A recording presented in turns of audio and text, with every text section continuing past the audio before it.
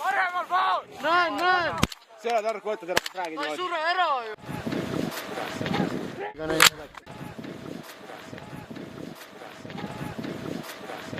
Relv on ees juba, tulistage!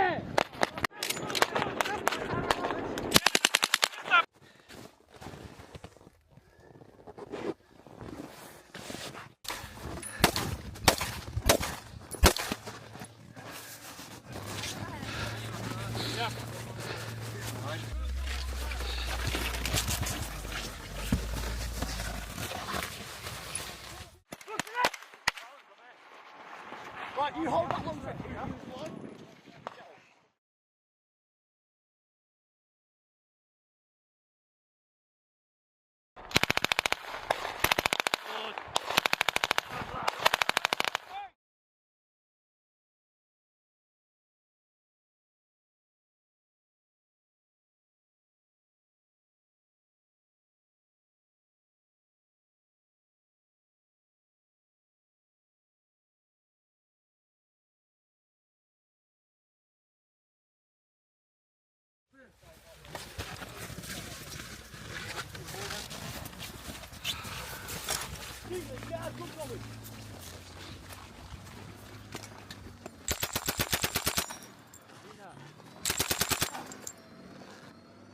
We know that we are effective during the summertime and during the warm weather conditions, but at the same time we have to be as effective as we are in summertime, also in wintertime. So the cold weather drains the body and the unit, and we have to prepare ourselves for these conditions as well, because winter, as in Estonia, is all over the world. So this is the one part of the environment where we have to be able to go operate and be ready to fight. Completely different environment here. I mean, I've never seen such thick snow in my life, same as many of the soldiers. Just even the sort of thick, dense wood blocks, the bog that Estonia is sort of famous for, known for, and then sort of combining all together makes the perfect sort of training ground to test ourselves. And in terms of developing, especially at an armoured battle group level, sort of winter warfare in a very complex, difficult environment, genuinely is going to set us up well for sort of not only the rest of our tour, but as we sort of go back to the UK and then start pushing on from there. The reports are that this is the coldest winter in Estonia for the last 25 years.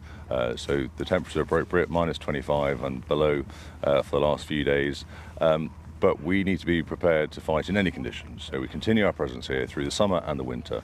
And the reality that we see now is that whilst there is a preference for fighting on good ground in good conditions for the benefits of significant operations, the reality is that the ground hardens up when it gets cold, and so that enables greater movement, and we've seen that from Russians in Ukraine, and therefore we need to continue to practice to do the same thing on our side as well, which is why we've continued to practice as an armoured force in operating across frozen ground and understanding when the conditions change and how we can then continue to fight through regardless of the temperature, above 25 or 25 degrees below.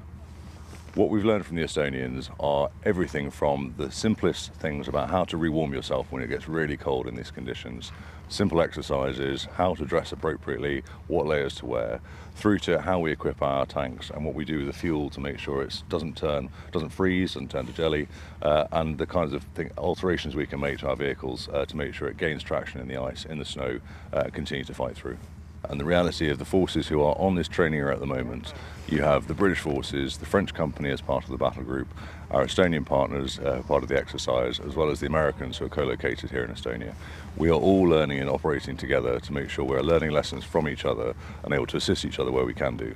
And all of that is just replication of what is happening across the Eastern Front under different NATO framework nations. And so all together, once you combine it together, that is a hugely powerful message to the aggressor to make sure that we are ready to go at any stage, doesn't matter where that happens to happen.